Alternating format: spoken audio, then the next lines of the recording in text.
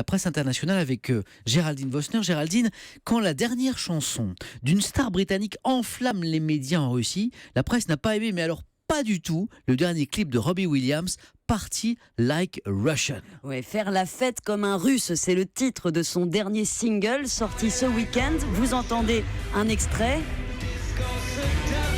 Voilà, rythme pop sur les cordes de Prokofiev. À l'écran, la star déambule sous les ors d'un palais entouré de bonnes sexy et d'une armée de mariés vénales qui se pendent à sa veste pendant qu'il se goinfre de caviar. Première indignation, le tabloïd Life convoque un panel d'experts pour dénoncer une chanson à la limite du racisme. Après les ours et la balalaïka, la corruption des oligarques est devenue un cliché, s'indigne l'un d'eux. Ce clip, c'est de la merde, pardonnez-moi pour un autre, parce qu'il montre une élite vulgaire à mille lieues de la beauté, du romantisme qui évidemment caractérise l'âme russe. Évidemment.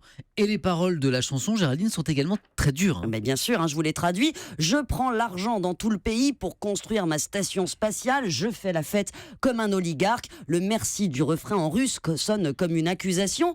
Facile, parce qu'en termes d'accaparement de la richesse, on ne peut pas dire que les milliardaires occidentaux soient en reste, mais ça enchante dans le monde anglophone une presse furieusement anti-Poutine. Et la maison de disques communique d'ailleurs sur l'audace de Williams en surfant sur ce sentiment anti-russe exacerbé par l'actualité, par ce qui se passe en Syrie. La star devient un chanteur engagé. Mais à l'Est, communication différente. Non, rien à voir avec le président russe, promet Robbie Williams, qui fait profil bas sur Twitter, gêné sans doute d'être à ce point ridiculisé dans un pays qui lui rapporte beaucoup, car la presse russe le souligne, il connaît bien le sujet. Le mois dernier, il s'est fait payer près de 2 millions d'euros pour animer le mariage de la fille d'un magnat du pétrole.